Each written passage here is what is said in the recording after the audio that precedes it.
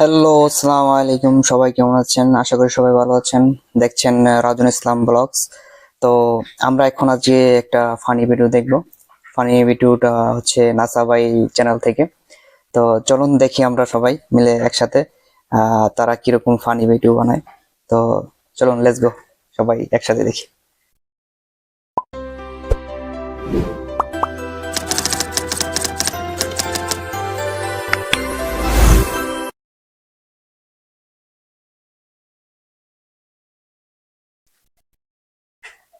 এইটা কিন্তু একটা মাচা স্নেকের গাতা। এই জায়গায় মাচা সাপ থাকলে সেটা আমি ধরতাম। এইটা কি? ওয়াও, ও মাই গড, মাচা স্নেক। এটা এক অদ্ভুত প্রাণী, এটা এই জঙ্গলে থাকে। হেই মেয়েগুলো কি কইতাছুন? কি এর অদ্ভুত প্রাণীটা নি? আমি তো না আকবার আইছি। ও মাই গড, এই সেই টেকটা কুমির। ভাই মেয়ে কারে কুমির ডাকতাছুন? গরম লাগছে দেখে না ডুব পারতাছি। ও অনেক কান্দা কিন্তু বিট না লায়াম। ওয়াও, কি এক অদ্ভুত ফল। এটা আমাদের খেতেই হবে, কেননা আমরা খুবই ক্ষুধার্ত। এই মাত্র আমরা হেলিকপ্টার থেকে নামলাম। আরে ভাই, কি আর হেলিকপ্টারতে নামলাম, পাহাড়তে ফাল মারা পড়ে গেছি গা। যাই হোক, এখানে কিন্তু নিজেদেরকে টিকিয়ে রাখা অনেক কষ্টকর। এটা হচ্ছে পৃথিবীর সবথেকে ভয়ঙ্কর একটি আমিজিন জঙ্গল। আরে ভাই, এটা কি কইতাছুন?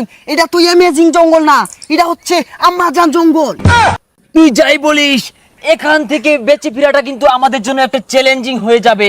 এখানে কিন্তু ভয়ঙ্কর ভয়ঙ্কর প্রাণী বাস করে। এই জঙ্গলে সবচেয়ে বেশি মারাত্মক একটা ক্ষতিকর জিনিস হচ্ছে স্নেক। পৃথিবীর সব থেকে ভয়ঙ্কর স্নেক হিল কিন্তু এই জঙ্গলে অবস্থিত। এটা আমাদের অবশ্যই লক্ষ্য করতে হবে। প্রথমে আমাদের এই উঁচু পাহাড়ের চূড়ায় ওঠার রাস্তা বের করতে হবে, তারপর আমরা খাবার সংগ্রহ করব।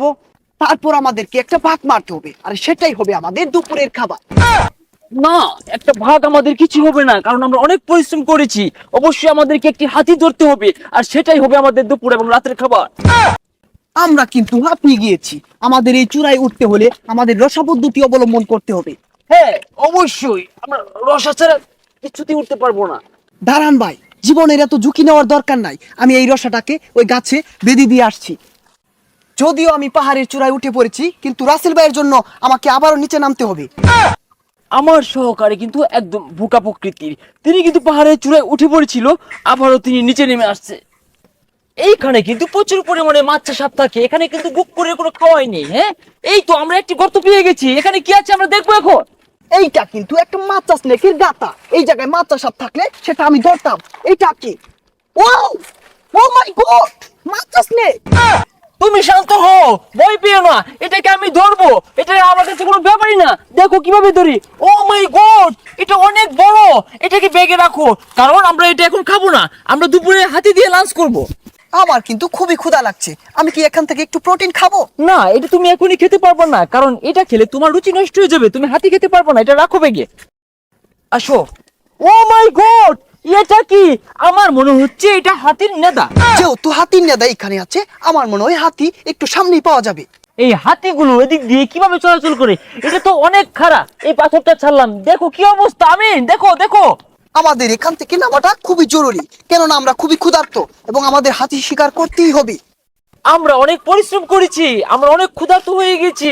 আমরা এখনো কিন্তু হাতি সন্ধান পাই নাই। আমাদের কিছু একটা খেতেই হবে। ও মাই গড, ওয়াও, কি এক অদ্ভুত ফল। এটা আমাদের খেতেই হবে, কেননা আমরা খুবই ক্ষুধার্ত। জানি না এটা খেতে কেমন লাগবে, তবু আমাদের এটা খেতে হবে, কারণ এই ঘন জঙ্গলে আমাদেরকে টিকে থাকাটা অনেক জরুরি। ওয়াও, কি বাজে দুর্গন্ধ। যত কিছু হোক, এটা আমাদের খেতেই হবে। এই ফলটা খেতে খুবই জঘন্য, তবু আমাদের খেতে হচ্ছে বেঁচে থাকার জন্য। এই ফলটা খুবই শুকনো ছিল, যার ফলে গলায় আটকে পড়েছে। আমাদের পানির ব্যবস্থা করতেই হবে, কিন্তু এই ঘন জঙ্গলে কোথাও পানি পাবো না, তো আমাদের একটা ব্যবস্থা করতেই হবে। আমাকে পানি খেতেই হবে। আমি একটি উপায় পেয়েছি, কেননা আমার নিচে যে জায়গাটা ঘামে ভিজে গিয়েছে। আমার মনে হয় এখান থেকে আমি পানি সংরক্ষণ করতে পারি। হ্যাঁ, এইটা একটা ভালো আইডিয়া। এই পানিটা আমরা পান করতে পারি। যদিও এটা অনেক অল্প, আপনারা কি তারপর করতেছেন? এটাতে কিন্তু প্রচুর পরিমাণে লবণ থাকবে। তারপর আমরা এটা দিয়ে আমাদের তৃষ্ণা মেটাতে পারবো। আমি কিন্তু এই পানিটা খাওয়ার জন্য খুবই এক্সাইটেড। এখন এটা আমি পান করব। আমার মনে হয় এটাতে প্রচুর বাজে দুর্গন্ধ।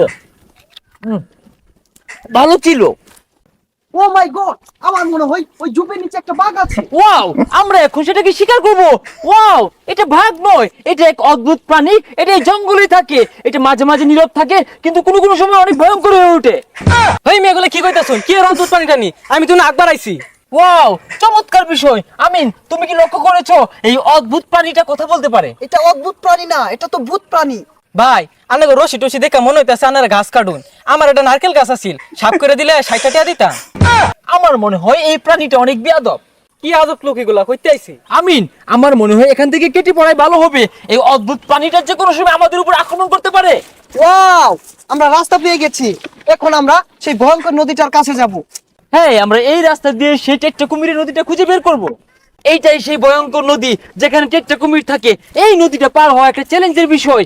ও মাই গড, এই সেই টেকটা কুমির। এই টেকটা কুমির থাকলে আমরা এই ভয়ঙ্কর নদীটা পার হব কিভাবে? যেভাবেই হোক এই টেকটা কুমিরটাকে বসিয়ে এনে আমাদের নদীটা পার হতে হবে। এই টেকটা কুমির, তুমি কেমন মানুষ খেতে পছন্দ করো? এই কেডা রে এগুলা? ভারী মেরে ফাড়ে আছে বাসাটারে। আমার মনে হয় আমরা এই ভয়ঙ্কর নদীটা পার হতে পারবো না, কারণ এই টেকটা কুমিরটা চেতে গিয়েছে। আমার মনে হয় আমাদের এই মিশনটা সাকসেস হবে না, কারণ এই টেকটা কুমিরটা খুবই খেপে গিয়েছে। যে কোনো সময় কান্দাতে এসে কামড় মারতে পারে। এই মেকারে কুমির ডাকতেছুন, গরম লাগছে দেখে না ডুব পড়তাছি, ও অনেক কান্দাতে কিন্তু বিট না লায়াম। ওয়াও, আমার মনে হয় এই ভয়ঙ্কর টেকটা কুমিরটা কান্দা চলে আসবে। আরেকটা বিষয় হচ্ছে এই আম্মাজান জঙ্গলে সমস্ত প্রাণী কথা বলতে পারে। অবিশ্বাস্য হলেও এটাই সত্যি। চলেন আমরা চলে যাই। তো সো গাইস, আমরা নাসাপের একটি সুন্দর একটা ফানি ভিডিও দেখলাম। তো যারা যারা আমার ব্লগটা দেখছেন, সবাই আমার ব্লগটা ফলো করে দিবেন এবং বেশি বেশি শেয়ার করে দিবেন। তো আশা করি সবাই ভালো থাকবেন, সবাই ভালো থাকেন। আল্লাহ হাফেজ।